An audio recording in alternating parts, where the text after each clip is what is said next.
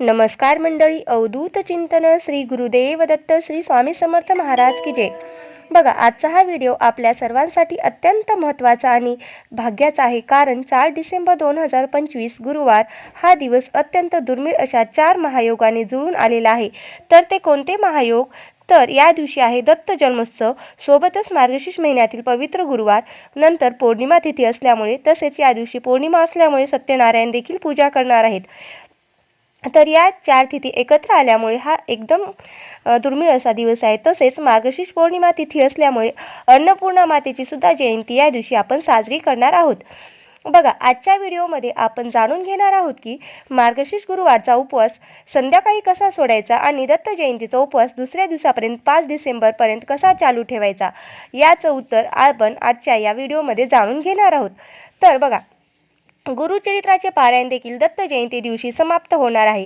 मग या दिवशी प्रथम थोडक्यात जाणून घेऊया की आपल्याला दत्त जयंतीचं गुरुचरित्राचं पारायण देखील दत्त जयंती दिवशी समाप्त होणार आहे. तर गुरुचरित्राचे उद्यापन किंवा सांगता आपल्याला 5 डिसेंबर म्हणजे शुक्रवारी करायची आहे. केंद्रात केलेले पारायण असो वा घरी केलेले पारायण असो, उद्यापन या दिवशी करायचं आहे. दत्तगुरूंचे पारायण करणारे किंवा ज्यांचे पारायण 4 तारखेला पूर्ण होत आहे आणि न करणारे यांनी देखील हा उपवास 5 डिसेंबरला सोडायचा आहे. तसेच 27 नोव्हेंबरपासून सुरू केलेल्या या 3 वाचन पूर्ण झाल्यावर 4 डिसेंबरला उपवास धरून 5 डिसेंबरला उद्यापन केलं तरीही चालेल. उद्यापनाचा व्हिडिओ हा स्वतंत्र मी माझ्या यूट्यूब चॅनलवर टाकलेला आहे. तर आता बघा, दत्त जयंती उपवास हा एकादशीप्रमाणे असतो. तो दुसऱ्या दिवशी म्हणजेच 5 डिसेंबर शुक्रवार पूजा, नैवेद्य, आरती करूनच सोडायचा असतो. या दिवशी केवळ फराळाचे पदार्थ खाल्ले जातात. मात्र गुरुवारी उपवास आहे तर त्याच दिवशी संध्याकाळी अन्नाचा नैवेद्य दाखवून सोडायचा असतो. याच पद्धतीने आपण अन्नपूर्णा मातेचा देखील उपवास संध्याकाळी सोडत असतो. तसेच पौर्णिमेचा व सत्यनारायणाचा उपवास देखील सायंकाळी आपण सोडत असतो. पण आता हे एकाच दिवशी उपवास कसे करावेत? बघा, दत्त जयंतीचा उपवास न मोडता मार्गशीर्ष गुरुवारचा उपवास सोडण्यासाठी हा विशेष संकल्प करणे आवश्यक आहे. सायंकाळच्या मार्गशीर्ष गुरुवारच्या पूजेसाठी कुटुंबातील इतरांसाठी अन्नाचा नैवेद्य म्हणून वरण, भात, भाजी, चपाती ह्याचा नैवेद्य तुम्ही दाखवू शकतात आणि ते तुम्ही खाऊ शकतात. पण बघा, जर घरामध्ये सगळ्यांचाच उपवास असेल तर तुम्ही फराळाचा एखादा पदार्थ दाखवला तरीही चालतील. आणि पण जो व्यक्ती दत्त जयंतीचा उपवास करत आहे त्याने मात्र अन्नाऐवजी फराळाचे पदार्थ सायंकाळी खावे. उदाहरणार्थ दूध, पंचामृत, एखादे फळ, ड्रायफ्रूट्स वगैरे खावे. बघा, आपल्याला मातेसमोर बसून एक संकल्प करून करायचा आहे. आसनावर बसून उजव्या हातावर पळीवर पाणी, अक्षता, हळद, कुंकू घ्यायचं. हातात पाणी धरून संकल्प बोलायचा, हे महालक्ष्मी माते, आज मी जी मनोभावी गुरुवारचा उपवास पाळला आहे, आता मी समोर ठेवलेले जे फराळाचे पदार्थ, दूध, पाणी ग्रहण करून माझा मार्गशीर्ष गुरुवारचा उपवास इथे संपन्न करत आहे किंवा सोडत आहे.